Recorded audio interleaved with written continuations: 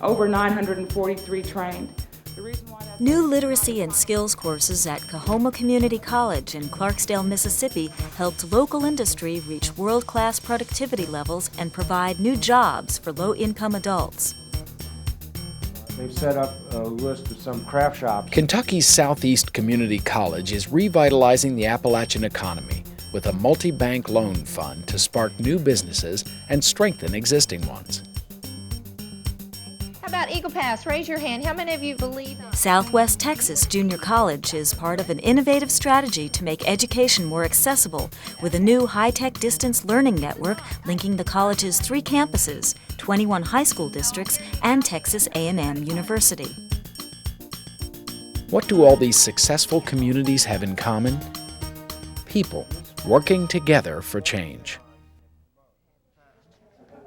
when you have a session, Project group, looking at everything. Advisory board.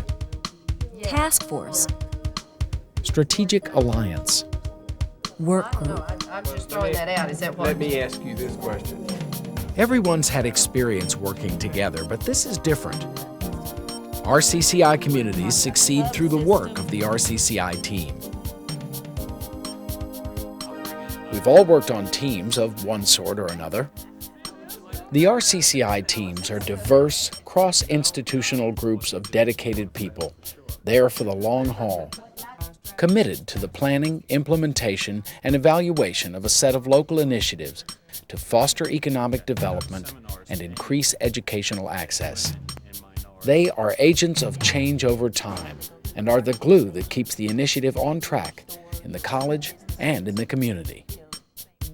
The difference between this team and other work groups is that the RCCI team lives through the life cycle of the initiative, seeing change through, because cross-institutional and community partnerships are required for success on RCCI goals.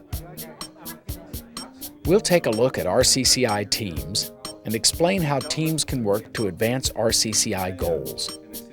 We will examine 5 topics as we explore the special character of teams in the RCCI. Why teams are important, who's on the team, what teams do, how they work, and how they face and solve problems.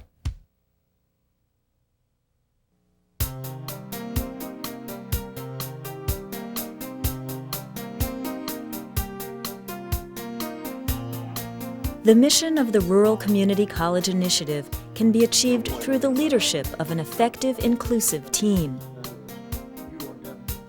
The core goals of the RCCI, increasing educational access and expanding economic opportunity, are complex. It takes many partners working together to effect real change in these areas. So we can assemble this whole assembly here. One way to get the job done is through the leadership of a team, working hard to develop and implement a positive vision of what the community can be. They're stunned by our community because of the bicultural, where they're really both very much apart. They stay in an active learning mode, constantly generating new ideas to fulfill that vision and building deep community support for the strategies of the RCCI. As the RCCI unfolds over time, team members are at the center of a widening circle of influence that gradually changes the way the community does business, solves problems, and more importantly, thinks about itself. Indeed, the very work of the RCCI team itself becomes a model for a new way of doing business for the whole community. Already picked up his textbook and This is not business as usual. Colleges that embrace the work and values of the RCCI make their communities work. The end is not just a stronger community college, but a stronger community. Many responses from all over the country, people that want And research supports this collaborative approach. Communities with strong networks of social capital and strong, diverse working partnerships often are more likely to succeed economically. How much of that was due to the fact that you gave out the mini grants and you got... The challenge is building a true partnership in the traditional, segmented, competitive, top-down world we live in. But the RCCI isn't about turf. somebody that has some sense talking about welfare reform. It's about institutions and organizations that perhaps haven't worked well together in the past, but must begin to work together for the good of the whole community. Why teams? Let's hear from a roundtable discussion of some RCCI participants.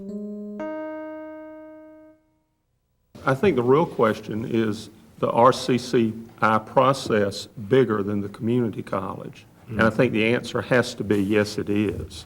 And it has to encompass and include the different groups in the community to be a grassroots, community-based, all-encompassing bootstrap process to bring the community up. This is not a program within the community college, but the community college, as we've all heard, is the catalyst for this community-based process.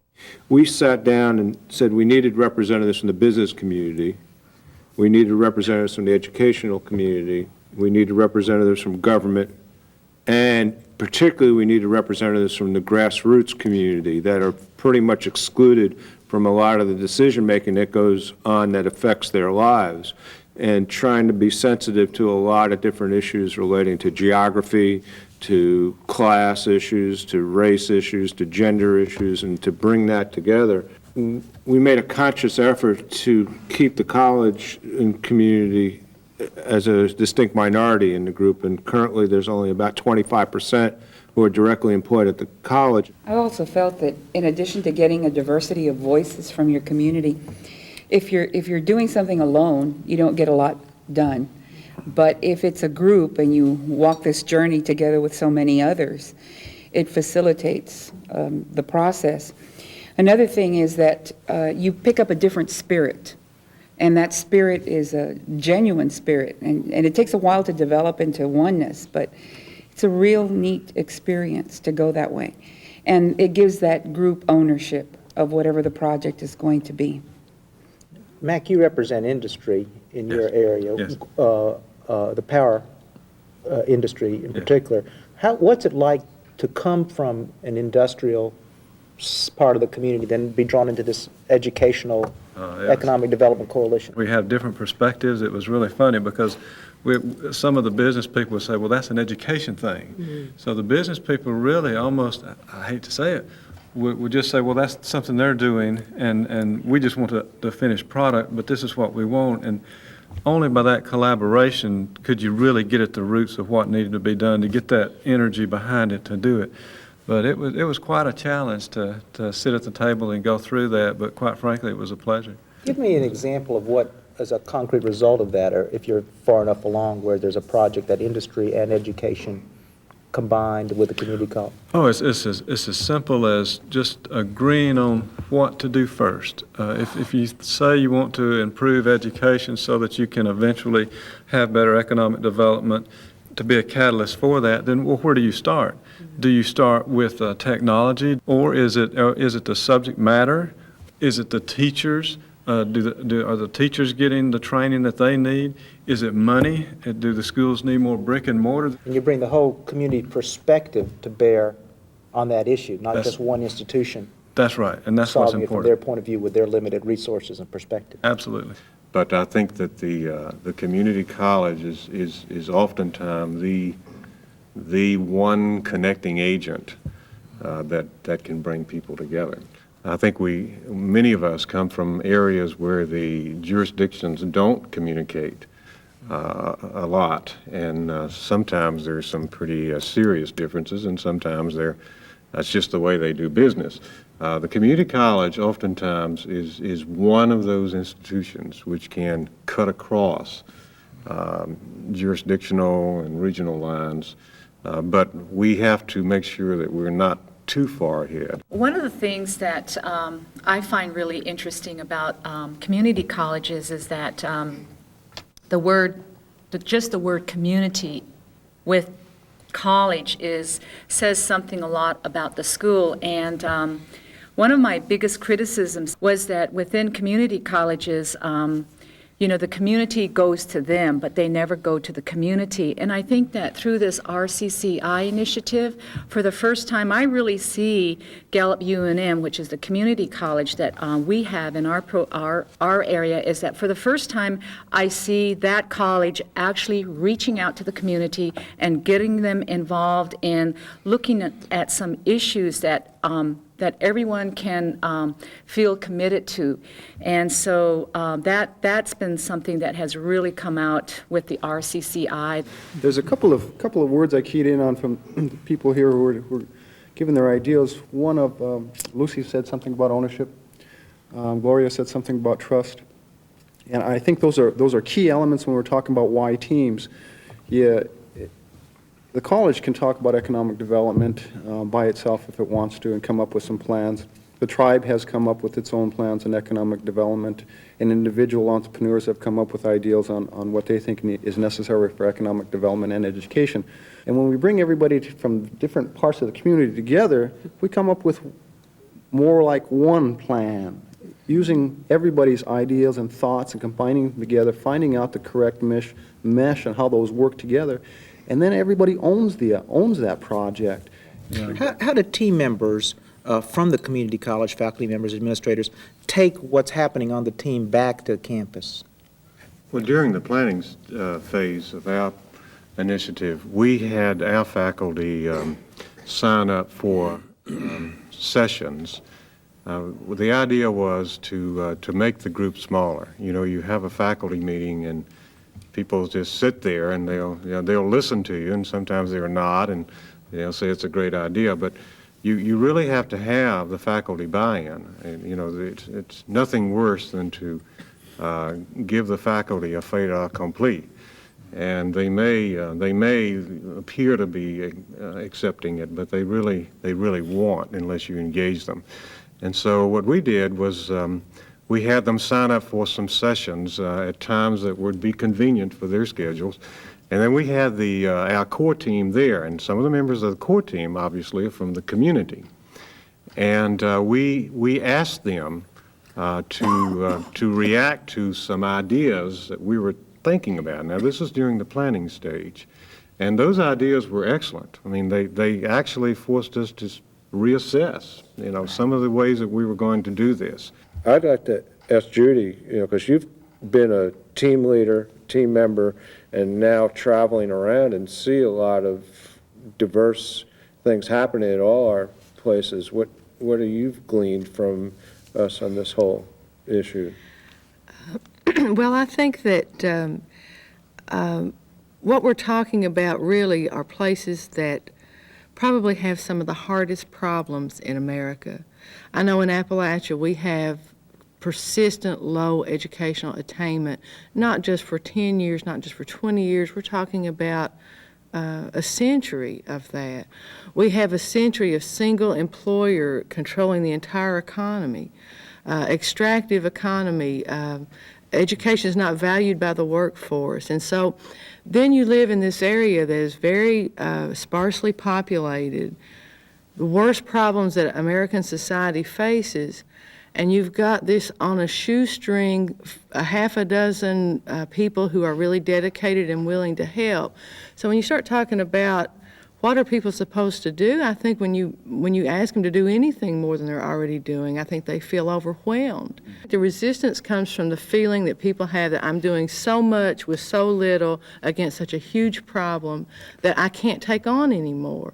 I think if you put them in a team, though, where they can see where what they can do can be supplemented, there are people they've never asked, there are people that have never been offered. If you don't ask someone for help, they generally don't jump in. Somebody from the community is not just going to jump in at the president's office at the community college and say, I thought you guys might need some help. Yeah. You have to ask.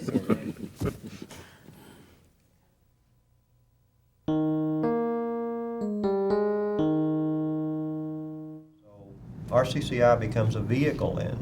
As we can see, a strong RCCI team has a catalytic effect not only within the college, but eventually among all the partners in the RCCI coalition. Schools, industry, local government, grassroots organizations. Once the team does the hard work of defining its vision for economic development and access, and once the team begins promoting that vision actively across the community, the effect can become contagious. This is the goal, this is the hope of the RCCI.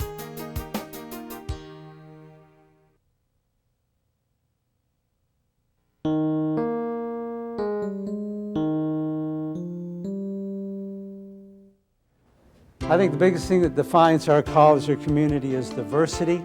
Who should be on an RCCI team? Whose voices do you want in the RCCI conversation? Given the goals of the RCCI, teams must be thought of as partnerships of people with influence in institutions or communities, whose involvement is needed to get the job done. The makeup of the team should reflect the diversity of the community. This includes business people, economic development groups, community organizations, advocacy associations, key community college staff and faculty, and the college president.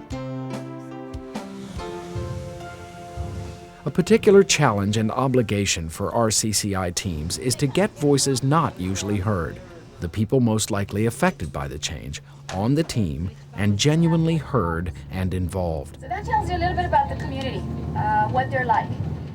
We have some nice parks. Beyond position, team members ought to be selected on the basis of their skills and their values.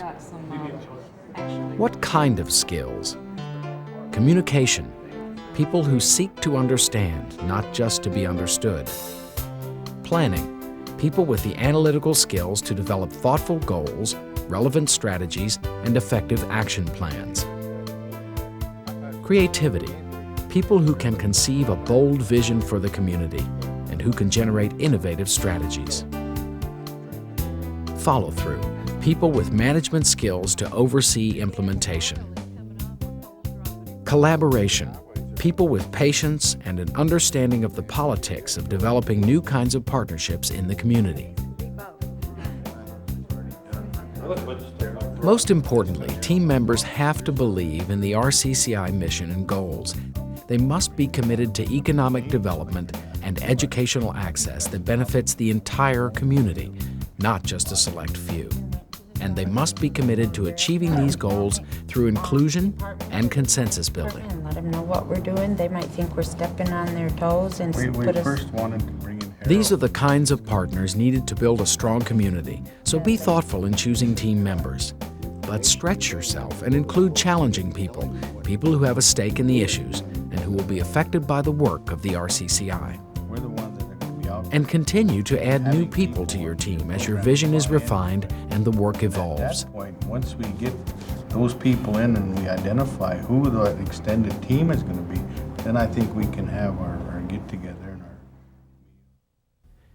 Let's hear again from our roundtable discussion as RCCI participants reflect on the composition of their teams. It's clear that these RCCI teams are composed of these multi-institutional, multi-community groups. How do you go about picking the specific individuals who are going to represent all these different groups and organizations on the team? We made a very deliberate effort to get a really interesting cross-section of people that represented both top leadership within all the organizations that we determined that needed to be on the committee, and then also looked for some people that had personal characteristics, such as their personal interest in getting involved and initiating activities in their community. We were looking for spark plugs, as well as those that were CEOs and organizations, people that had identified community needs and had initiated projects and were idea people, ones that are good at pulling other people together and serve as links to lots of different communities. We were looking for trying to get some equality and some broad-based representation in terms of racial composition, and also we wanted to have gender equity across our group. We wanted people of all ages. We were looking for folks that had a wide range of interests and were the kind of folks that would participate with people of all different levels in the community. I think another factor is the specific projects that you have to deal with. Obviously, if you're going to have a K through 16 or K through 14 or partnership, you've got to have those school superintendents. I mean, there's no way that you can make things happen without them. Of course, we looked at all those skills and all those things that everybody's talked about. Make sure we didn't want all yes people on ours. We were very careful that if we were looking for an initiative that was going to involve the entire community, that we looked at people who may be positive dissidents and really help us get beyond some of those issues that we didn't want to face and help us look at it. Once we decided that the core team, we went through this matrix of all the things that RCCI say that we should look at, and we chose those people. Then 2 members from the core team each went to recruit one other person. We took the time to leave our positions and our jobs to go and to where these people were. We didn't say, pick up the phone and say, come to us. We physically teamed up and went to where these people were, wherever they were, and we sat down. We had a letter that expressed our vision and what we were trying to do. We all had the same pretty much script in terms of what we were going to do about this.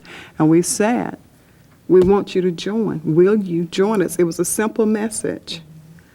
I don't think anybody turned us down because of the approach that we used, and people bought into it. And I can truly say that I've worked with many initiatives in Meridian. This is the most diverse group of people that I've ever had the pleasure to work with, because everybody believes in what we're trying to do, and everybody is ready to join up with us to do it. It was just an exhilarating experience to be a part of. We made it very clear to the people that we recruited to be on our team what our expectations were. We explained that we would be meeting, we discussed what our plans were for time of day that we would be meeting, when we would be meeting, how often we would be meeting, what the responsibility was for communicating back with the community, what activities they might be assigned in terms of gathering information and contributing to the group. So all that was discussed in quite a bit of detail before they were asked to come on the team. And if anyone indicated that they didn't have the time to commit to the project, I mean, we would have very gracefully allowed them to decline our offer, and we would have found another person to serve. I'd like to pick up on this question of inclusiveness. How do you make sure that the team, those voices of the people who are ultimately the beneficiaries of this whole effort, those people who have less access, who have low income, who may not have been part of the economic and political process of the community, those people who are ultimately trying to serve, how do you make sure that their voices are represented on these teams? I think that there's been a problem in our area with sort of tokenism. We've had some people who have been the token welfare recipient on a dozen committees, and they're worn out. They're worn out. And yet that voice has to be brought to the table. So then our challenge becomes, how do we get those voices to the table? Because they have to be heard. If I could interrupt, I think that there are people, if you have a strong community action organization, these are the folks that have the expertise, they have the network, they have the contacts. And in our case, we asked the executive director to serve on our expanded team. Now, we also did some work in the community talking to people who were in transition. They were welfare recipients getting, ready, preparing for the world of work. And if you engage these individuals in their neighborhoods, and you have someone like the Community Action Organization Director as one of his principal staff person helping convene this meeting, then they're going to feel more comfortable. You oftentimes don't do it on the campus. You go into the community. And you might find another person who's not the one that's been serving as the token, Judy, for all these months. But you really might find someone else who will give you a perspective. When you're talking about Indian reservations, I don't think that the idea of tokenism and bringing someone on who's a welfare recipient or on the bottom rung of the ladder in is necessary. I don't think it is. It's not, because in a place where you've got high unemployment, above 50% employment, every professional person knows somebody or has a family member who is on that bottom rung of the ladder. One thing that probably is different than all the other RCCI teams is that we went about the whole thing with the idea that we weren't going to be inclusive. We weren't going to. We knew that right from the start. And where we're not inclusive is we do not have, at this point in time, non-Indians on our team. We don't. And we still haven't crossed over that bridge yet in terms of asking the non-Indian community, would they assist? Because the traditional background has been that they do not assist. Do you see RCCI as being a catalyst that can help you? I think it is. I think it is, and that's where, when I started talking earlier about the idea that we've got to bring in the banker, who's non-Indian. We have to bring in the superintendent, which we currently are doing, onto part of this team. So we see us bridging over that gap between the two communities. Yeah, for many Indian communities, I think it becomes a strategic issue where you begin to think, okay, what happens after RCCI per se? You know, it's really a developmental issue on a longer term in terms of looking at a regional impact, and where you finally realize that we have to take care of our own business within our reservation boundaries, but we also have to deal with the non-Indian segment eventually in order to expand our economic opportunities and access. And so it seems to me then that we need to think carefully about how to coax the non-Indian power brokers or opinion leaders to the cause, and then work to deal with this trust issue, because a lot of times that's what it amounts to. It comes down to an issue of trust between the two sides, so to speak.